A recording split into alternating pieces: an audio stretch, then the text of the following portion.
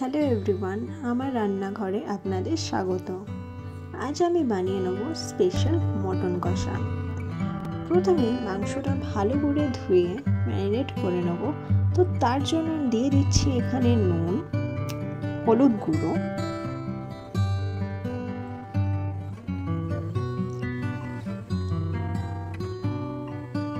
ধনে জিরে গুঁড়ো,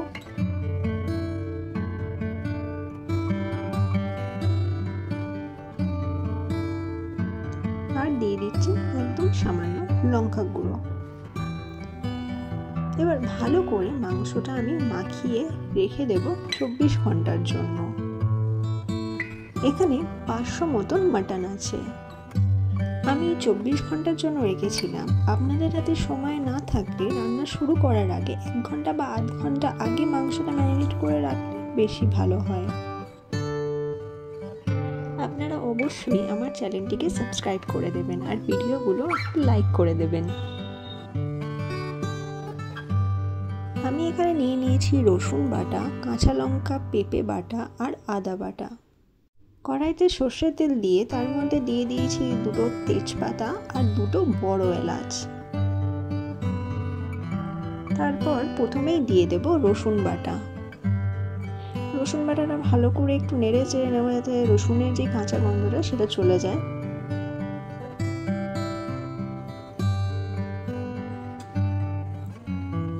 তারপর এখানে দিয়ে দিচ্ছি পেঁয়াজ কুচি। আমি এখানে 4টে মিডিয়াম সাইজ পেঁয়াজ নিয়েছি।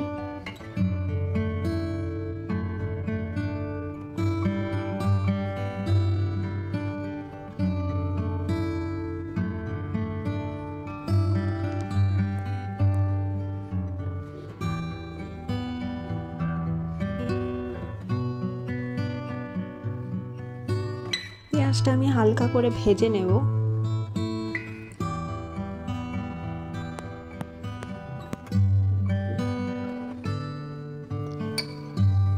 এই পর্যায়ে আমি একটু চিনি দিয়ে দিচ্ছি, তাহলে ভালোভাবে চিনিটা ক্যারামেলাইজড হয়ে গিয়ে একটা ভালো কালার চলে আসবে।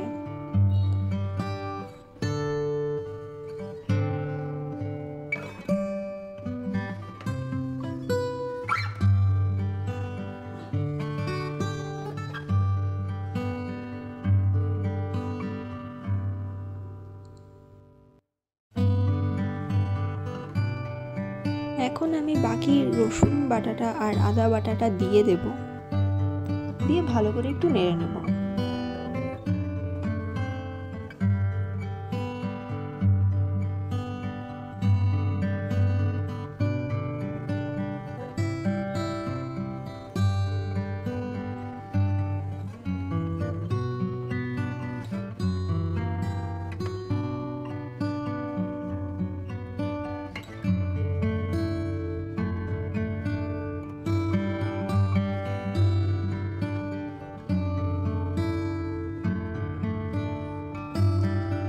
এখন এর মধ্যে যে কাঁচা লঙ্কার পেঁপেটা আমি বেটে রেখেছিলাম আমি সেটা দিয়ে দিচ্ছি।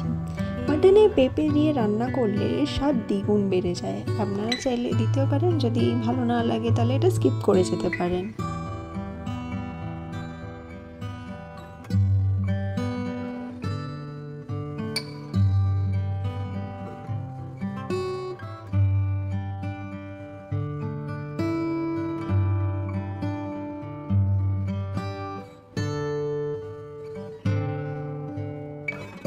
মশলা ভালো করে কষিয়ে নেবার পরে এখন আমি মাটনের পিসগুলো এর মধ্যে দিয়ে দিচ্ছি।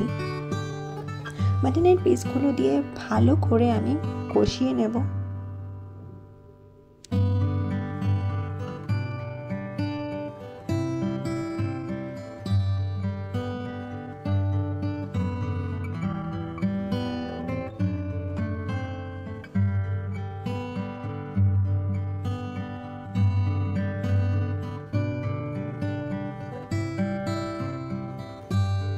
এখন আমি শুকনো মশলাগুলো অ্যাড করব। তার জন্য দিয়ে দিচ্ছি এখানে নুন, স্বাদ মতন দিচ্ছি। তারপরে দিয়ে দিচ্ছি হলুদ গুঁড়ো, তারপরে দিয়ে দিচ্ছি লাল লঙ্কার গুঁড়ো,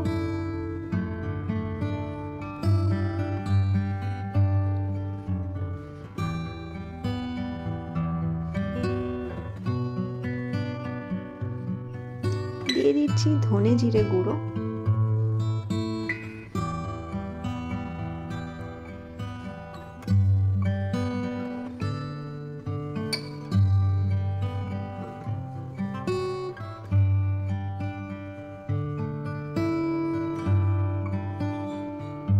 আর দিয়ে দিচ্ছি কাশ্মীরি লাল লঙ্কার গুঁড়ো।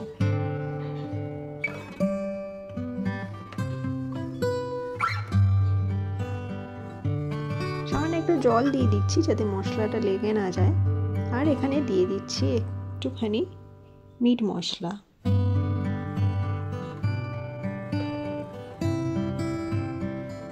এবার ভালো করে মাংসটা কষিয়ে নেব। মাটন যত কষানো যায় ততই ভালো।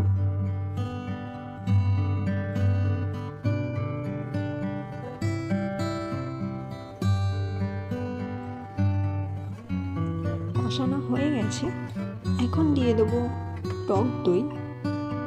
আমি এখানে 100 টক দই দিয়েছি। টক দই দিয়ে আবারও ভালো করে কষিয়ে নেব। কষানোর পরে একটু আমি মাংস তুলে রেখেছি, যেটা আমি আলু ঝোল দিয়ে করব বাবার জন্য, কারণ বাবা মাটনের আলু ঝোলটা খেতে একটু বেশি ভালোবাসে। আর যেই মাটন কষাটা সেটা আমি করেছিলাম বোনের জন্য। আমাদের মাটন কষা প্রায় শেষের দিকে। এখন অল্প পরিমাণে এতে একটু ঘি দিয়ে দেবো, আর দিয়ে দেবো অল্প পরিমাণে গরম মশলা।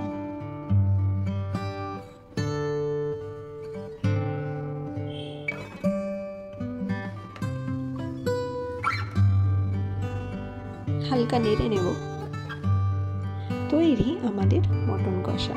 রান্নাটা কেমন লাগলো জানাবেন। এটা ভালো লাগলে অবশ্যই এটা লাইক দিয়ে দেবেন, সাবস্ক্রাইব করে দেবেন চ্যানেলটা। আজকের মটন টাটা, দেখা হচ্ছে নেক্সট ভিডিও।